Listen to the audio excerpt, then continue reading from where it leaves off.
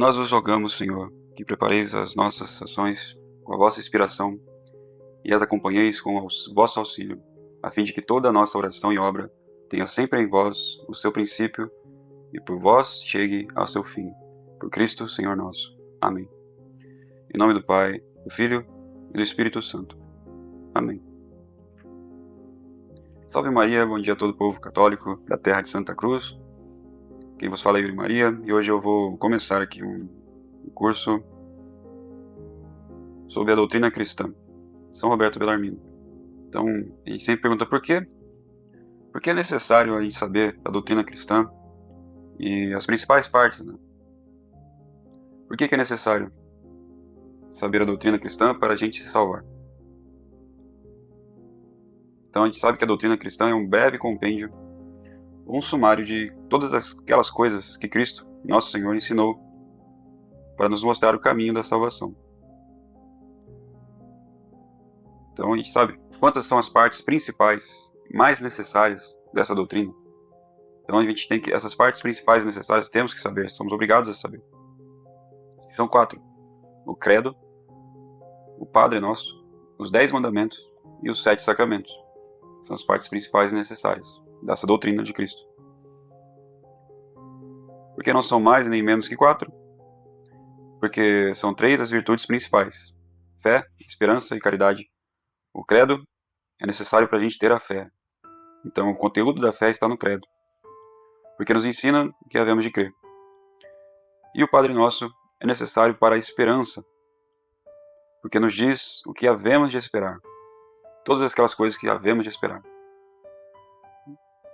O que um católico tem que esperar. O que um católico tem que pedir a Deus. E esperar dele. Os 10 mandamentos, que são necessários para a caridade. A caridade. Porque nos mostram o que havemos de fazer para agradar ao nosso Senhor. Através dos 10 mandamentos, então. Que vamos mostrar o nosso amor a Ele. E os sacramentos, que são necessários, porque são os instrumentos com os quais se recebem e se conservam as virtudes, as quais dissemos ser necessárias para se salvar. Porque sozinhos nós não somos nada, nós não podemos nada. Por isso mesmo Deus, Jesus Cristo, deixou os sacramentos para nós. E aqui no livro de São Roberto Bellarmino ele pergunta: há alguma comparação dessas 4 partes?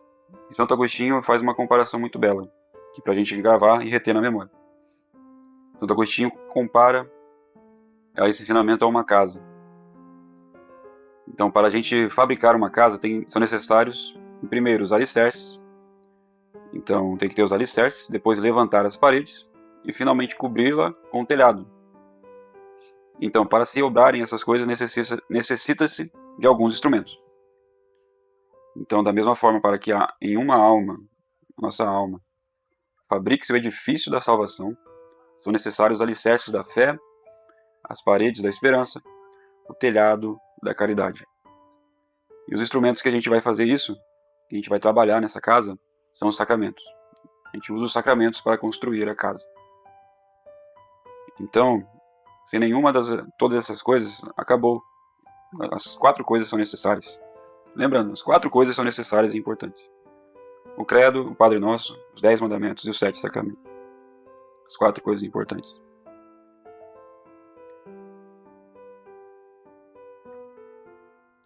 E agora nós vamos, então, relembrar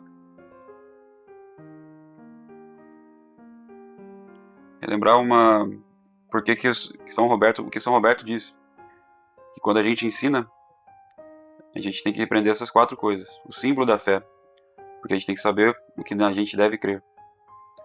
Em segundo lugar, a oração dominical com a saudação angélica, para a gente saber o que se há de esperar, de quem se há de esperar e de quem se há de fazer recurso para obtê-lo.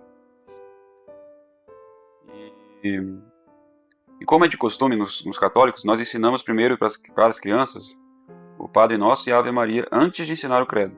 Para os adultos a gente já ensina o credo primeiro, depois a gente ensina a oração dominical e a saudação angélica. A gente vai explicar daqui a pouco o que é isso. Né? Porque o credo é mais longo, é mais difícil. Já o Padre Nosso e o Ave Maria é mais fácil, e mais fácil de se reter. A minha filha aqui já está se falando já. Então, o terceiro mandamento. Terceira coisa, né? Que são 4, que ele fala, os 10 mandamentos de Deus. Com os 5 da igreja, que pertencem a todos. Isso para se saber o que se deve obrar, conforme a caridade de Deus e do próximo. Então são as obras. As obras vêm daqui. Então as obras vêm da nossa obediência, do nosso... Quanto mais a gente estuda as leis de Deus, quanto mais a gente obtém delas, a gente filosofa, a gente pensa nelas e coloca elas na nossa vida, o quão bom é esse mandamento,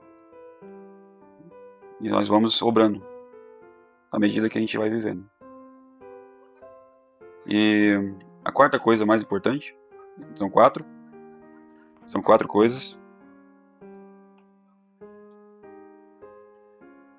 A quarta coisa são os 7 sacramentos, que são os instrumentos que Deus instituiu para se adquirir, conservar e aumentar a graça e os dons celestes, e em particular as virtudes teologais, que são a fé, a esperança e a caridade, com a remissão dos pecados.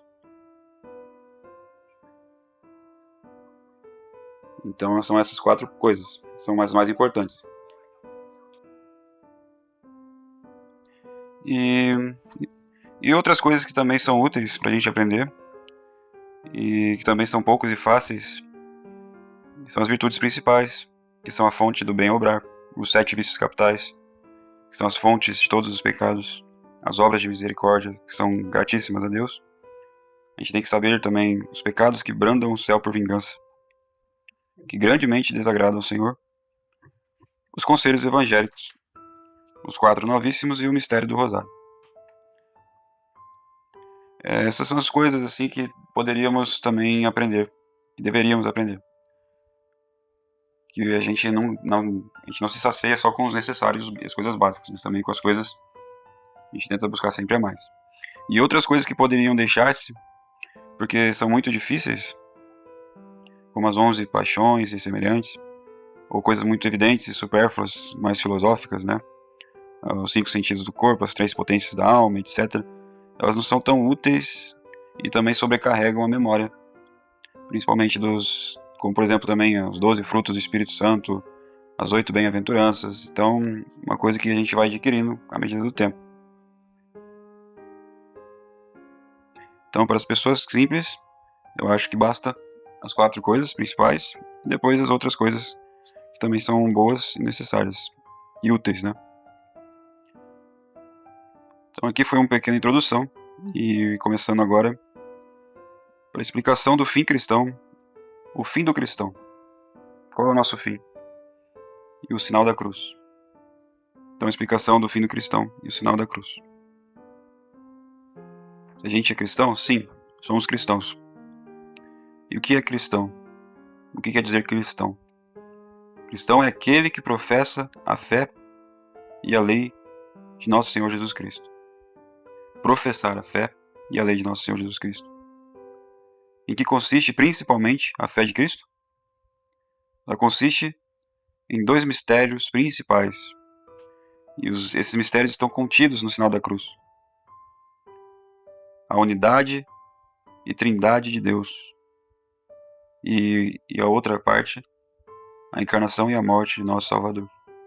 Então, relembrando, a unidade e a trindade de Deus, que é um mistério. E o outro mistério é a encarnação e a morte do nosso Salvador. E o que quer dizer a unidade e a trindade de Deus? Quer dizer que em Deus há uma só divindade, ou essência e natureza divina. Só Deus, é uma essência só, uma natureza só. O fogo é só um fogo. Porém, nessa natureza, nessa essência divina, existe ali 3 pessoas divinas, que se chamam Padre, Filho e Espírito Santo. Então, as pessoas de Deus Pai, Deus Filho e Espírito Santo. Não são 3 deuses, é apenas um Deus em 3. Então esse é um mistério. É um mistério, porque a Santíssima Trindade é um mistério. Não adianta você querer raciocinar, isso é um mistério. A gente pode chegar a analogias, mas nunca vai chegar a entender completamente isso. Por exemplo, pega 3 fósforos, risque-os e ali tem o fogo.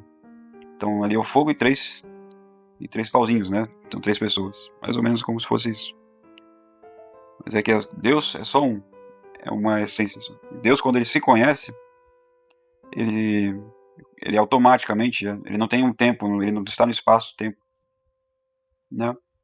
Ele não tem um momento que Deus não se conhecia, porque senão teria um momento que Deus seria burro, digamos assim. Mas Deus, quando ele se conhece automaticamente, instantaneamente, ele já se conhece, e ele já sabe, e ali ele já cria um amor infinito. Então Deus Pai e o Filho, e entre o Filho e o Pai um amor que também é divino, que é o Espírito Santo.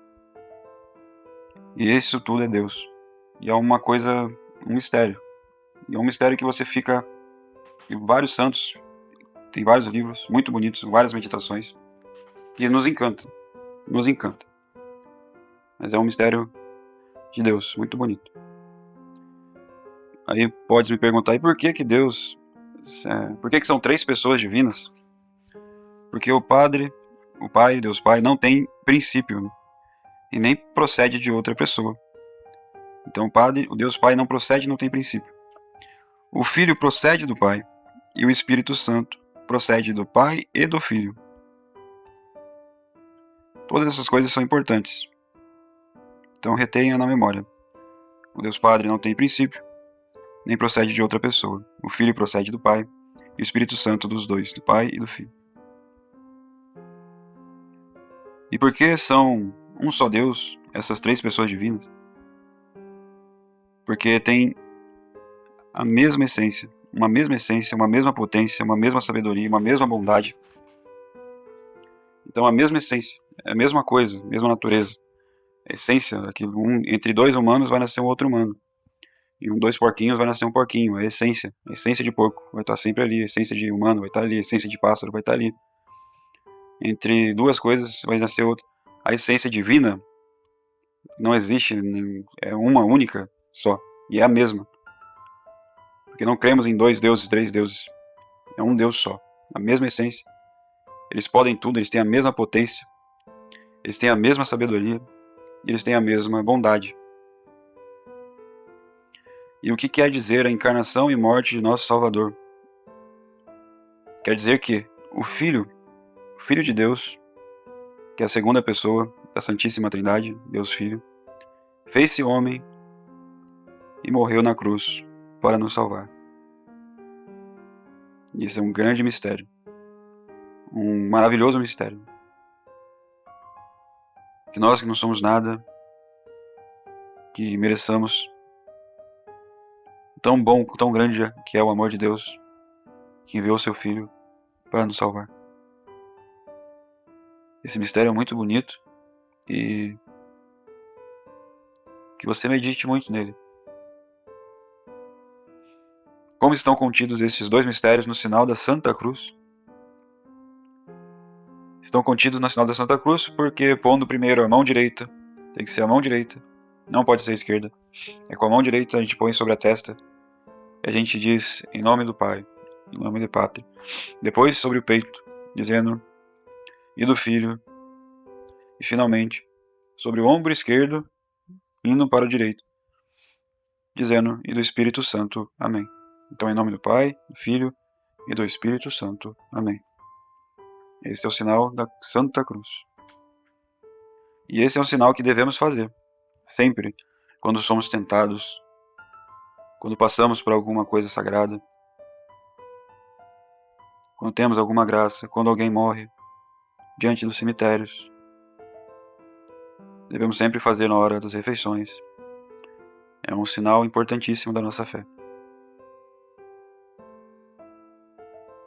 Como, pois, assim se mostra aquele primeiro mistério da Santíssima Trindade?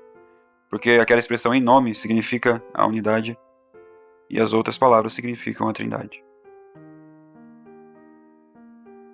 A figura da cruz representa a morte do Salvador, o qual, depois de fazer-se homem e ter ensinado o caminho da salvação, com a doutrina, com exemplo e com milagres, morreu no santo lenho da cruz.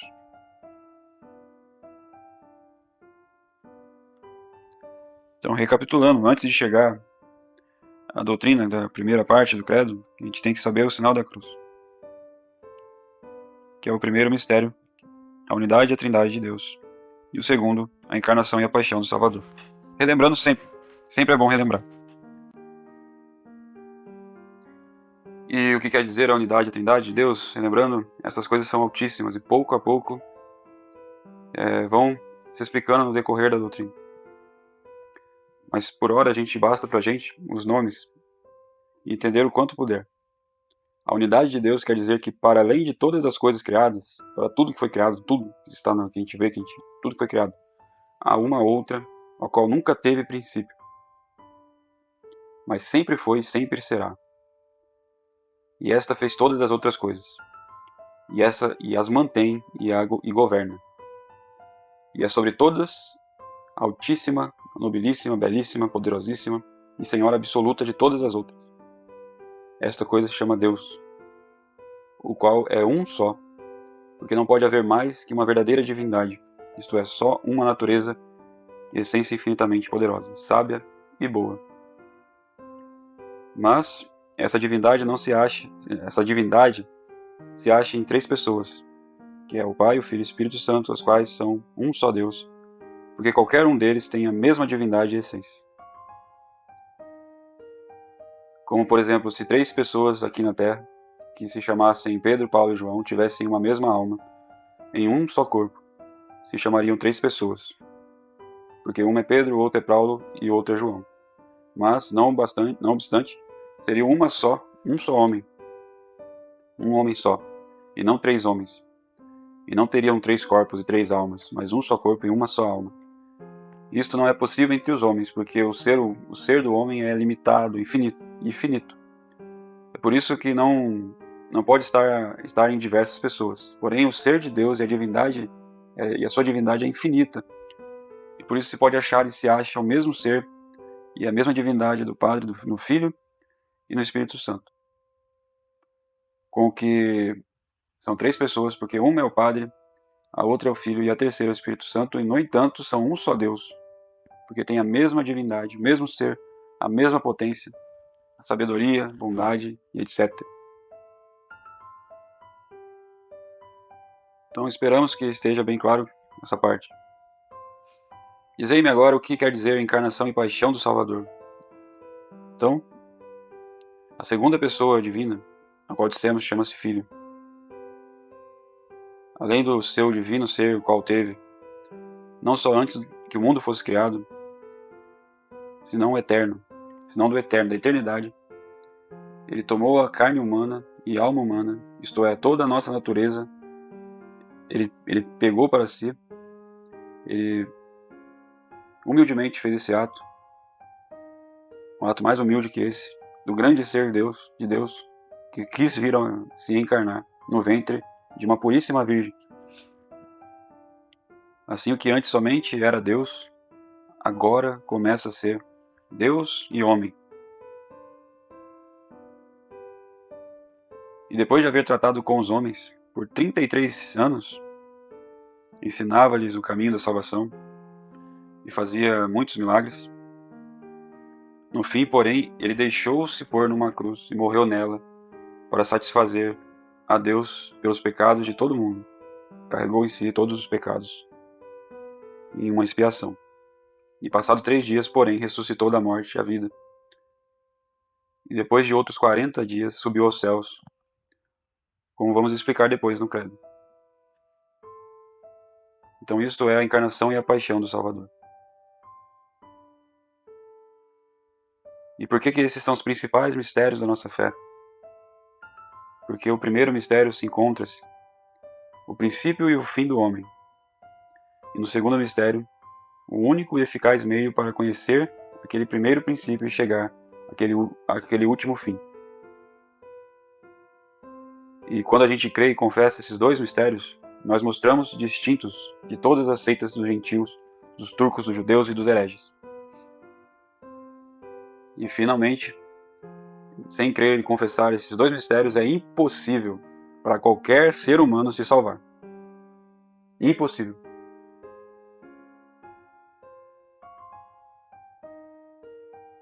E nesses mistérios está a Santa Cruz. Portanto, a Santa Cruz, que se faz dizendo em nome do Pai, do Filho e do Espírito Santo, juntamente quando a gente se assinala em forma de cruz. Esta palavra em nome demonstra a unidade de Deus, porque diz em nome e não nos nomes. A gente diz em nome. E por nome entende-se o poder e a autoridade divina, a qual é uma só em todas as três pessoas. Então o poder em nome, a gente está falando em nome de Deus. Quando a gente faz o sinal da cruz, é tão poderoso que é isso. E aquelas palavras do Pai, do Filho e do Espírito Santo, a gente vai demonstrar a trindade das pessoas. O benzer-se em forma de cruz, quando a gente faz isso, representa a paixão e, por seguinte, a encarnação do Filho de Deus. Quando a gente passa do ombro esquerdo ao direito, significa que pela paixão de Cristo somos transferidos das coisas transitórias às eternas, do pecado à graça e da morte à vida.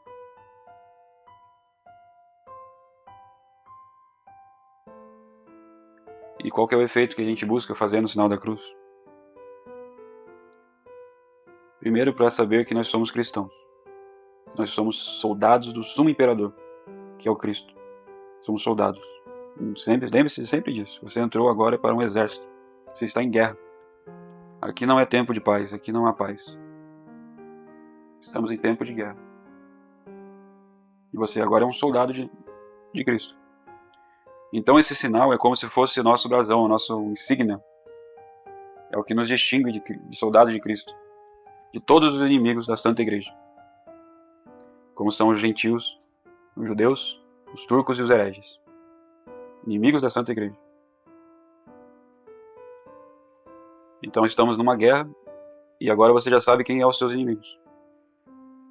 E além disso, faz esse sinal para invocar o auxílio de Deus, o auxílio divino, em todas as nossas obras, pois com esse sinal chamamos em nosso favor a Santíssima Trindade, por meio da paixão do Salvador. E assim costumam os bons cristãos fazer esse sinal sempre que a gente se levanta da cama, quando a gente sai da casa, de nossos lares, quando a gente se põe à mesa, quando a gente vai dormir, e no princípio de qualquer obra que a gente faça. Façamos o sinal da cruz. E finalmente, faz o sinal da cruz para se armar contra as tentações do demônio, o qual se assombra deste sinal. O demônio foge da cruz. Ele foge dele. Como costumam fugir os malfeitores quando vem a vara da justiça. E esse sinal, por meio desse sinal da Santa Cruz, o homem se livra de muitos perigos espirituais e temporais. Porque quando a gente faz com fé e confiança na misericórdia divina, e nos méritos de nosso Senhor Jesus Cristo, nós nos conseguimos se salvar dos perigos. Então essa é a importância do sinal da Santa Cruz.